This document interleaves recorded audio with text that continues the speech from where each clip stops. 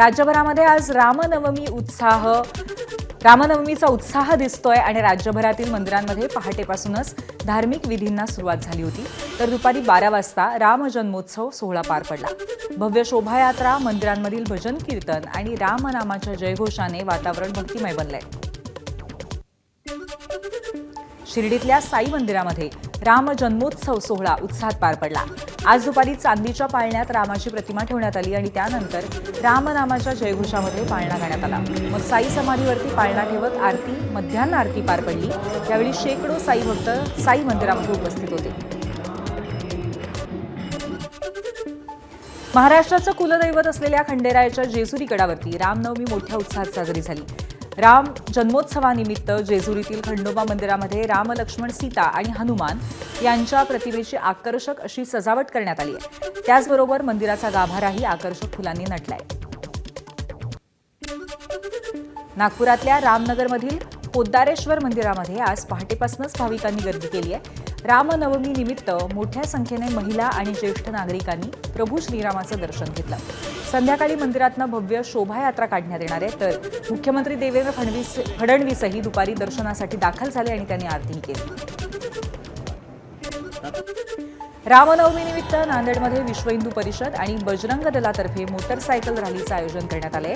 यानिमित्त पंचवटी हनुमान मंदिर इथे महाआरती करण्यात आली आणि त्यानंतर मोटरसायकल रॅलीला सुरुवात झाली. या मोटरसायकल रॅलीमध्ये मोठ्या प्रमाणात महिलांचा सहभाग पाहायला मिळाला.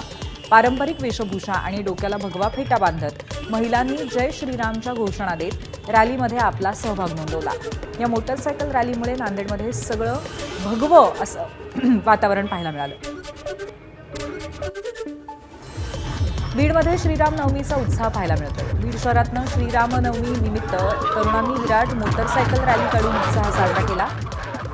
बीड शहरातील बार्शी नाका, कंकालेश्वर मंदिर, छत्रपती शिवाजी महाराज चौक या मार्गेही भव्य मोटारसायकल रॅली काढण्यात आली. श्री प्रभू रामाच्या नावाच्या जयघोषांनी परिसर दुमदुमून निघाला. नाशिकच्या ऐतिहासिक काळाराम मंदिरामध्ये भाविकांची श्रीरामाच्या दर्शनासाठी मोठी गर्दी झाली. रामनवमीच्या निमित्ताने मंदिरामध्ये विविध धार्मिक कार्यक्रमांचं आयोजन करण्यात आलंय. आज सकाळी काकड आरतीने रामनवमी उत्सवाला सुरुवात झाली. त्यानंतर मंदिर भाविकांसाठी खुलं करण्यात आलं. रामनवमी निमित्त मंदिराच्या गाभाऱ्यात फुलांची आकर्षक अशी सजावटही करण्यात आली आहे. त्यावेळी रामनामाच्या गजरानं परिसर दुमदुमला. पुण्यातल्या तुळशीबाग परिसरात असलेल्या राम मंदिराला फुलांची आकर्षक सजावट करण्यात आली आहे. गेल्या 265 वर्षांपासून तुळशीबागेमध्ये राम जन्मोत्सव साजरा केला जातो. हे मंदिर संपूर्णपणे लाकडी आणि जुन्या पद्धतीचं आहे.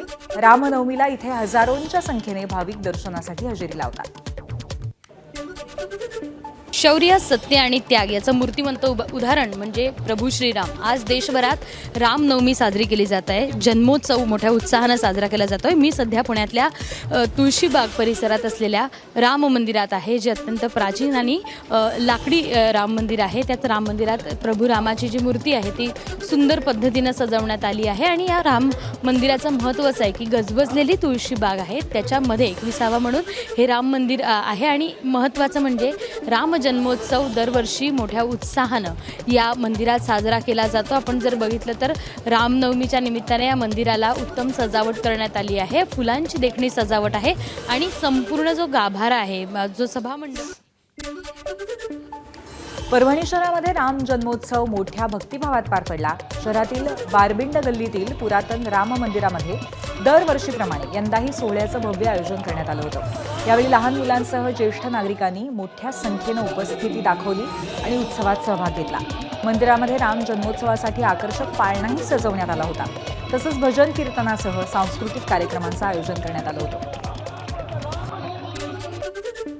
जळगाव शहरातल्या चिमुकले राम मंदिरामध्ये श्रीराम जन्मोत्सवाचा सोहळा पार पडला. रामनवमीनिमित्त भाविकांनी रामरायांच्या दर्शनासाठी मोठी गर्दी केली होती. आमदार सुरेश भोळे, महापौर दीपमाला काळे आणि पोलीस अधीक्षक महेश्वर रेड्डी यांच्या हस्ते महाआरतीही करण्यात आली. यावेळी दादा महाराज जोशी यांनी पाळणा गीत सादर केलं. त्यानंतर राम राम जय श्रीरामच्या घोषणानं संपूर्ण जळगाव शहर दुमदुमून गेलं. धुळे शहरामध्ये श्रीराम नवमीनिमित्त शिवसेना पक्षाच्या वतीने बाईक रॅलीचं आयोजन करण्यात आलं होतं. या रॅलीमध्ये पदाधिकारी, कार्यकर्ते आणि नागरिकांनी मोठ्या उत्साहात सहभाग घेतला. दरम्यान शहरातील प्राचीन श्रीराम मंदिरामध्ये राम जन्मोत्सव भक्तिभावात साजरा करण्यात आला. आज सकाळपासूनच भाविकांनी दर्शनासाठी गर्दी केली होती आणि यावेळी मंदिरात महाआरती करण्यात आली. तसंच 56 भोगांचा नैवेद्य अर्पण करण्यात आला. रामनवमीनिमित्त धाराशिव शहरामध्ये भाजपच्या वतीने भगवा ध्वज यात्रा काढण्यात आली होती. आमदार राणा जगजितसिंह पाटील यांच्या उपस्थितीत ही यात्रा पार पडली. या यात्रेमध्ये महिलांसह तरुणांचा मोठ्या संख्येने सहभाग होता. या यात्रेत हनुमानाची भूमिका साकारणाऱ्या कलाकारांना सर्वांचं लक्ष वेधून घेतलं होतं. दरम्यान श्रीरामांचे विचार आणि आचार प्रत्येकाने अंगीकारावेत असं मत भाजप आमदार राणा जगजितसिंह पाटील यांनी व्यक्त केलं. भंडारा शहरामध्ये रामनवमीनिमित्त नंदीराम सेनाच्या रॅलीचा जयघोष दुमदुमला. शहरात छोट्या रामांच्या वेशभूषेत असलेल्या बालगोपालांची भव्य मिरवणूक काढण्यात आली. यावेळी जय श्रीरामच्या घोषणांनी संपूर्ण परिसर दुमदुमून गेला. रामायणातील विविध पात्रांच्या वेशात सजलेल्या चिमुकल्यांनी सर्वांचंच लक्ष वेधून घेतलं. सहेली ग्रुपमधल्या महिलांच्या नियोजनाखाली निघालेल्या या रॅलीचं नागरिकांनी पुष्पवृष्टी करत स्वागत केलं. संस्कृतीचं जतन आणि नव्या पिढीला रामायणातील आदर्शांची ओळख करून देण्याचा संदेश या उपक्रमातून देण्यात आला.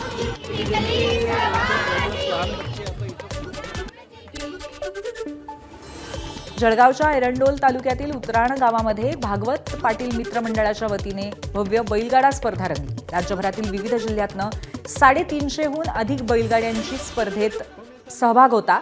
उत्तर महाराष्ट्रामध्ये पहिल्यांदाच एवढ्या मोठ्या संख्येने बैलगाड्यांचा सहभाग पाहायला मिळाला. या स्पर्धेचा थरार पाहण्यासाठी परिसरासह राज्याच्या विविध भागातनं शेतकरी मोठ्या संख्येने उपस्थित होते. जालना जिल्ह्यातील जांब समर्थ नगरीमध्ये रामजन्मोत्सव सोहळा भक्तिभावामध्ये पार पडला. प्रभू श्रीराम आणि समर्थ रामदास स्वामी यांचा जन्म एकाच दिवशी झाल्याची मान्यता असल्यामुळे या गावात रामजन्मोत्सवाबरोबरच समर्थ जन्मोत्सवही साजरा केला जातो. यामुळे आज समर्थांनी स्थापन केलेल्या श्रीराम पंचायतनातील मूर्तीचं विधिवत पूजन करण्यात आलं. परंपरेनुसार रामजन्माचा पाळणा हलवून मंगलमय सोहळा पार पडला. मराठवाड्यासह राज्यभरातून आलेल्या भाविकांनी जांब समर्थ नगरीमध्ये मोठी गर्दी केली होती, तर दर्शनासाठी रांगाही होत्या. कोल्हापूरच्या अंबाबाई मंदिरामध्ये श्रीराम नवमीनिमित्त जन्मकाळ सोहळा उत्साहात संपन्न झाला. अंबाबाई मंदिर परिसरामध्ये असलेल्या श्रीरामांच्या मंदिरात मधुरिमा राजे छत्रपती यांच्या प्रमुख उपस्थितीमध्ये हा सोहळा पार पडला. दरम्यान श्रीराम नवमीसाठी मंदिराला फुलांची आकर्षक सजावट आणि विद्युत रोषणाई करण्यात आलेली होती. सकाळपासूनच भाविकांची दर्शनासाठी मोठी गर्दी होती, तर भक्तिभावानं उत्सवही साजरा करण्यात आला. सांगलीच्या वाळवा तालुक्यातील बहे गावाजवळील रामलिंग बेटावर रामनवमी मोठ्या उत्साहात साजरी झाली. यावेळी मंदिरावरती हेलिकॉप्टरद्वारे पुष्पवृष्टी करण्यात आली. रामलिंग बेट प्राचीन तीर्थक्षेत्र म्हणून ओळखलं जातं. तिथं समर्थ रामदास स्वामींनी स्थापन केलेलं मारुती मंदिर आणि प्रभू श्रीरामांनी स्थापन केलेलं शिवलिंग पाहायला मिळतं. रामनवमीनिमित्त रामलिंग बेटावरच्या मंदिरात जन्मकाळ सोहळा साजरा करण्यात आला, तर जवळपास 6000 भाविकांसाठी महाप्रसादाचं आयोजनही करण्यात आलं होतं. पुढच्या काही बातम्या बघूयात. स्वतःला अंकशास्त्राचा ज्योतिषी म्हणवणारा भोंदू अशोक शाळेत शिकत असताना त्याच्या उद्योगांमुळे त्याला कोंबडी चोर म्हणून हिणवलं जायचं, संबोधलं जायचं. त्यानंतर भोंदू अशोक खरात मर्चंट नेव्हीमध्ये हमाली करायला गेला असता स्वतःला कॅप्टन म्हणून घ्यायला त्यानं सुरुवात केली. मात्र त्याचं खरं रूप उघडं झालं आणि सर्वांनाच त्याची किळस वाटायला लागली. तो ज्या शाळेत शिकला तिथे आता शिक्षण घेणाऱ्या विद्यार्थ्यांनी खरातच्या या उद्योगांमुळे आमची शाळा बदनाम झाल्याचं म्हटलंय. अशोक खरातकडनं जप्त बंदुकीचा परवाना नाशिक जिल्हा प्रशासनानेच दिल्याचं उघड झालंय. 15 ऑक्टोबर 2012ला शस्त्र परवाना मंजूर झाला. 1 जानेवारी 2024ला परवान्याचं नूतनीकरण झालं, अशी ही नोंद आहे. चौकशीत खरातच्या फार्म हाऊसवरती 21 काडतुसं जप्त झाली होती. त्यातली 5 काडतुसं वापरली गेली आहेत. त्याचा वापर नेमका कुठे झालाय याचा शोध घेतला जातोय. भोंदू बाबा अशोक खरात प्रकरणामध्ये पोलीस तपासाला वेग आलाय. या प्रकरणामध्ये बड्या आयुर्वेदिक औषधी आणि जडीबुटी दुकानाच्या मालकाची चौकशी होण्याची शक्यता आहे. खरातने या दुकानातनं हरणाची कस्तुरी आणि जडीबुटी खरेदी केल्याचा संशय आहे.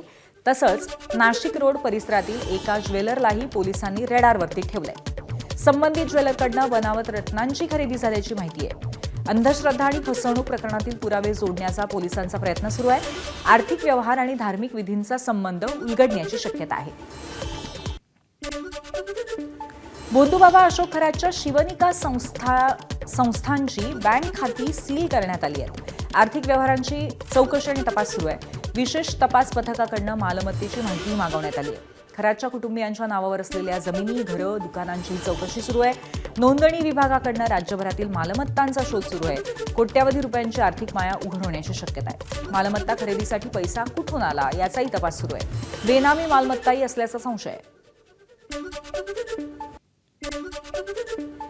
अशोक खरात प्रकरणावरती प्रतिक्रिया देतानाही संभाजी भिडेंना वादग्रस्त बडबडीचा मोह आवरला नाही. अशोक खरातला मारून टाका आणि मोकळं व्हा असा उपाय त्यांनी सुचवला.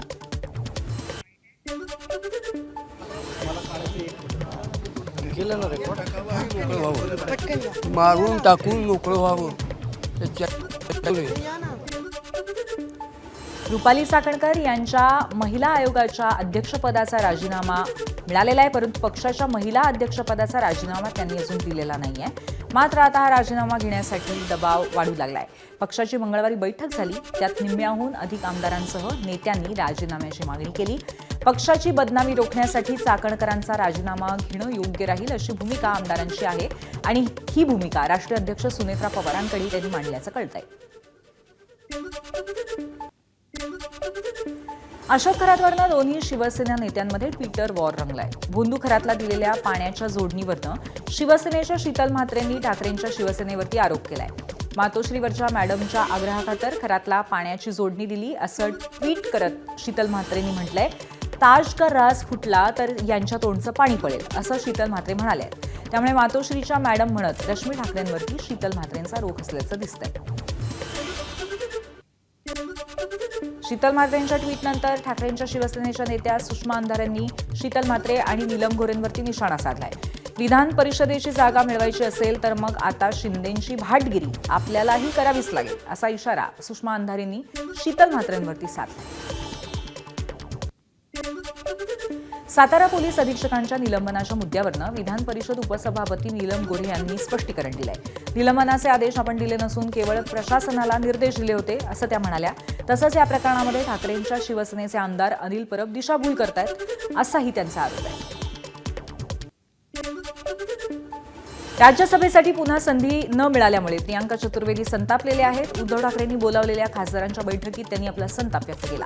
संजय राऊत यांनी शरद पवारांचं नाव का घेतलं असा प्रश्न चतुर्वेदींनी उपस्थित केला. त्यावर उद्धव ठाकरेंनी ते बोलले म्हणून काय झालं, पक्षप्रमुख मी आहे असं उत्तर दिलं. बैठकीत उद्धव ठाकरेंनी संजय राऊतांची बाजू घेतली तर एका खासदारांनी प्रियांका चतुर्वेदींना संधी देऊन काय उपयोग झाला असा सवाल केला. तर बैठकीमध्ये मोठा तणाव निर्माण झाला अशी सूत्रांची माहिती आहे. ठाकरेंच्या शिवसेनेतल्या खासदारांच्या बैठकीमध्ये खडाजंगी झाल्याचं वृत्त खासदार संजय राऊतांनी फेटाळलंय. मी त्या बैठकीत नव्हतो, मात्र तिथे असं काही घडलं नाही असं स्पष्टीकरण संजय राऊतांनी दिलंय. मी त्या बैठकीला नव्हतो आणि असं काही अजिबात घडलेलं नाही. असं जे काय घडलं असं कोणी तुम्हाला म्हणत असेल ते चुकीचं आहे. मी या पक्षाच्या स्थापनेपासूनचा सदस्य एवढंच सांगतो. त्याच्यामुळे अशा सगळ्या ज्या गोष्टी आणि बातम्यांवरती विचार करून जर कोणी काम करायला लागलो आम्ही तर पक्ष उभा राहिला नसता, पक्ष वाढला नसता. उद्धव ठाकरेंच्या शिवसेनेमध्ये 2 गट निर्माण झाले आहेत. ठाकरेंच्या शिवसेनेमध्ये संजय राऊत विरुद्ध उद्धव ठाकरेंचा गट असा संघर्ष सुरू आहे असं वक्तव्य भाजपचे प्रवक्ते नवनाथ बन यांनी केलंय. प्रियांका चतुर्वेदी यांच्या उमेदवारीवरनं वाद सुरू असल्याचं ते म्हणाले. आता उभाटा गटामध्ये थेट तुकडी माजलेली आहे. 2 गट पडलेले आहेत. एका बाजूला जनाब संजय राऊत यांचा गट आहे आणि दुसऱ्या बाजूला आदित्य ठाकरे, उद्धवजी ठाकरे, प्रियांका चतुर्वेदी यांचा गट आहे. उभाटा गटातली ही गटबाजी आता चव्हाट्यावर आली आहे आणि संजय राऊत विरुद्ध उभाटा गट अशा पद्धतीचा सामना बघायला मिळतो. येणाऱ्या काळामध्ये संजय राऊत उभाटा गटाला सोडचिठ्ठी देऊन निश्चितपणे काँग्रेसमध्ये प्रवेश करतील, कारण राज्यसभेची खासदारकी मिळवण्यासाठी त्यांना काँग्रेसची गरज लागणार आहे. नालेसफाईच्या नावाखाली वसई विरार महापालिकेमध्ये कोट्यवधींचा भ्रष्टाचार झाला असा आरोप विरोधी पक्षनेते मनोज पाटील यांनी केलाय. 36 लाखाच्या मशीनसाठी 38 लाख रुपये भाडं दिल्याची माहिती त्यांनी दिली आहे. मात्र महापालिका आयुक्तांनी हे आरोप फेटाळले. ऑपरेटरचा पगार, इंधन आणि देखभाल खर्चामुळे भाडं अधिक असल्याची माहिती आयुक्तांनी दिली आहे. त्यांनी घेतलेली जी मशीन होती त्या मशीनचं भाडं 38 दिवसासाठी 38 लाख रुपये दिलं, पण त्या प्रत्यक्षात त्या मशीनची किंमत आहे 36 लाख रुपये मार्केट व्हॅल्यू. त्याच पद्धतीने हे जी काही नालेसफाई होते त्यामध्ये त्यांनी तुम्ही तासावारी भाडं देण्याऐवजी किती क्युबिक मीटर गाळ काढला, त्या क्युबिक मीटर गाळाच्या अनुषंगाने तुम्ही पैसे द्यावेत. मशिनरीची किंमत 36 लाख असली तरी ती चालवण्याचा, ऑपरेट करण्याचा खर्च, ती मेंटेन करण्याचा खर्च, त्याचं जे डिझेल किंवा जे काही इंधन लागेल त्याचा खर्च, हा खर्च बघता तर खूप जास्त होतो आणि त्याला वर्षभर सांभाळून ठेवणं हे पण एक मोठं काम आहे. त्याच्यामुळे त्यावेळेच्या कमिशनरांनी फाईलमध्ये जे लिहिलेलं आहे त्याला पूर्ण स्थायी समितीची रितसर मान्यता घेऊन हे काम केलेलं आहे. मुंबईच्या मालवणी परिसरातल्या मशिदीसमोर रामनवमीनिमित्त भगवे झेंडे फडकवण्यावरनं 2 गटांमध्ये जोरदार वाद झाला. यावेळी पोलिसांनी हस्तक्षेप करत काही जणांना ताब्यात घेतलं, मात्र नंतर त्यांची सुटकाही करण्यात आली. हिंदू समाजातील काही लोकांनी पोलिसांच्या वर्तनावरती आक्षेप घेतलाय आणि मुस्लिम समाजाच्या काहींवर धमकी आणि मारहाणीचे आरोप करत तक्रार दाखल केली. पुण्यातल्या वाघोली परिसरामध्ये पोलीस आणि हिंदुत्ववादी संघटनांमध्ये बाचाबाची झाली. 18 वर्षाच्या हिंदू तरुणी मुस्लिम तरुणासोबत पळून गेल्यामुळे हा लव्ह जिहादचा प्रकार असल्याचा आरोप हिंदुत्ववादी संघटनांनी केलाय. तरुणीवरती जादूटोणा करून तिला पळवून नेल्याचाही आरोप करण्यात येतोय. अमरावती शहर पोलीस आयुक्तालयामध्ये कार्यरत असलेल्या शीघ्र कृती दलाच्या एका जवानाने स्वतःवर गोळी झाडून घेत आत्महत्या केली. विजय नागपुरे असं मृत जवानाचं नाव आहे. या घटनेमुळे पोलीस दलामध्ये मोठी खळबळ आहे. गोळीबाराचा आवाज होताच परिसरातील कर्मचाऱ्यांनी घटनास्थळाकडे धाव घेतली, परंतु आत्महत्येचं कारण काय आहे ते मात्र अजून अस्पष्ट आहे. मुंबईच्या वरळीतल्या कमला मिल परिसरामध्ये बेस्टची बस डिव्हायडरवरती चढली आणि सुदैवाने अपघातामध्ये कोणतीही जीवितहानी झाली नाही. मात्र डिव्हायडर तब्बल 2 ते 3 फूट उंचीचा असतानाही बस त्यावर चढल्यामुळे नागरिकांनी आश्चर्य व्यक्त केलं. त्याचसोबत नागरिकांच्या सुरक्षेचा सुद्धा प्रश्न विचारला गेला.